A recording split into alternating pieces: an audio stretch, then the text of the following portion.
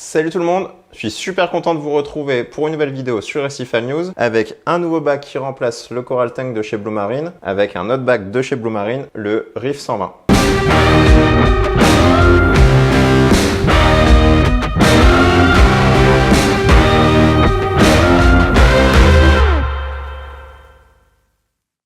Pourquoi un nouveau projet? Parce que ça fait des années que je me renseigne sur une espèce particulière. J'ai trouvé très peu d'informations, essentiellement des États-Unis et de l'Allemagne. Et ça fait des années que j'en parle à Sébastien et il m'a dit bah vas-y, fonce. Profite du lancement du Reef 120 pour te lancer avec et puis partage ton expérience. Donc je pense que ça va en intéresser plus d'un et j'espère que ça va être une réussite et de vous donner envie d'avoir autre chose que les classiques Nemo et Dory chez vous.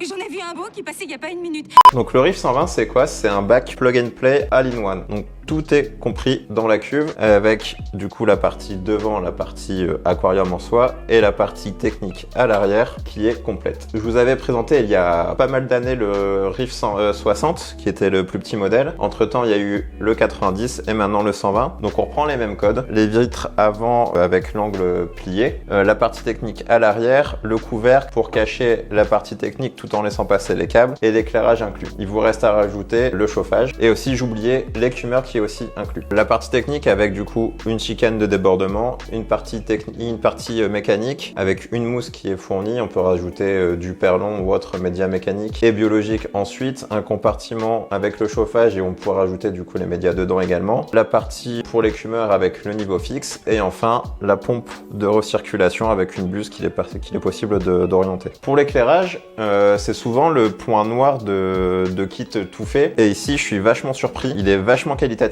Et honnêtement, enfin moi l'éclairage c'est mon dada et là je l'ai allumé à pleine balle, c'est trop.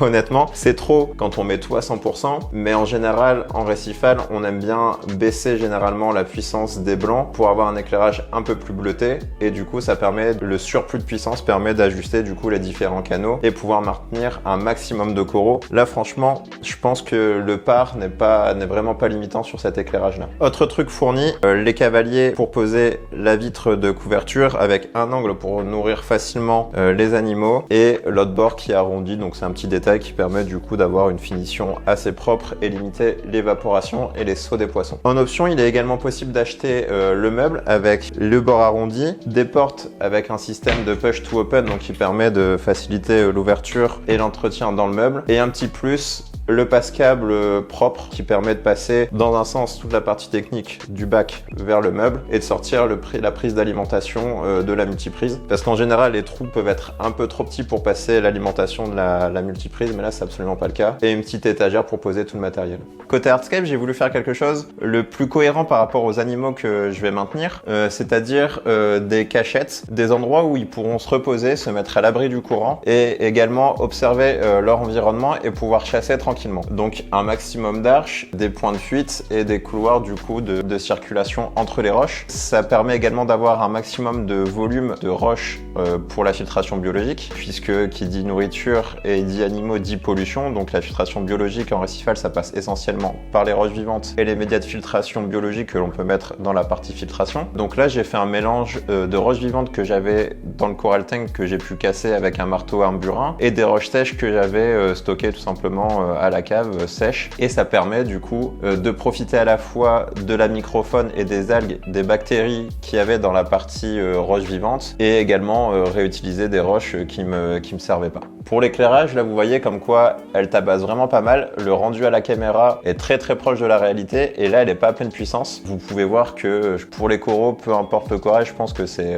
vraiment suffisant. Là je vais ajuster en fonction de quand je mettrai le vivant dedans et pour l'instant pour éviter un pic d'algues qui est pas forcément voulu, j'allume que 6 heures par jour là en ce moment et ça permet également de profiter du développement de la microfaune qui sont des espèces principalement cryptiques qui vivent plutôt au crépuscule ou la nuit et là du coup d'avoir une période de jour la plus courte possible, ça leur permet de pouvoir se multiplier rapidement. Donc là j'ai déjà vu sur les vitres en quelques jours il y a des copépodes avec des femelles qui portent les œufs au niveau de leur arrière-train, donc ça fait ces petites puces d'eau avec une grappe d'œuf à l'arrière. Il y a quelques verres tubicoles sur les roches et je pense avoir vu une stomatella, donc ils sont à la limite entre escargot et limace. Donc c'est ces petites limaces avec une petite coquille sur le dos, donc ça c'est totalement inoffensif, c'est alguivore, donc c'est pas mal pour le démarrage d'un bac. Pour également booster le démarrage biologique du bac, j'en profite pour mettre du Bactostart, donc de Colombo, qui est une source de bactéries, des souches de bactéries qu'il faut doser au démarrage 2 fois par semaine pour les 5 premières semaines. Et puis après, ça peut servir également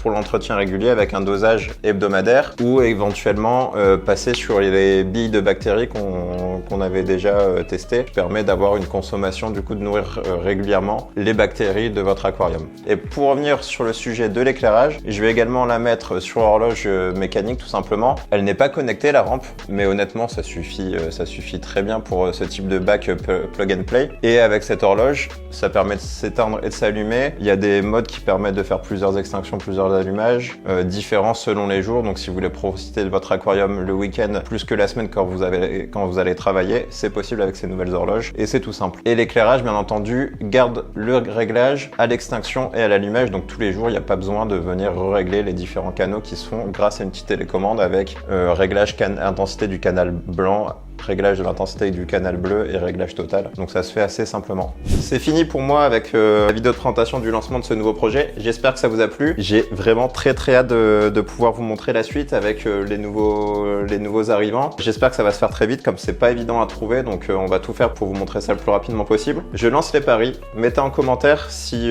vous avez des idées d'espèces en sachant que c'est assez inédit. Donc je vous en dis pas plus pour le moment. Peut-être que dans des stories, dans des réels, on va découvrir tout ça. Et puis je vous dis à très bientôt. Et les pouces, on s'abonne, on like, franchement, merci pour tout, ça fait plaisir et puis à très bientôt. Salut!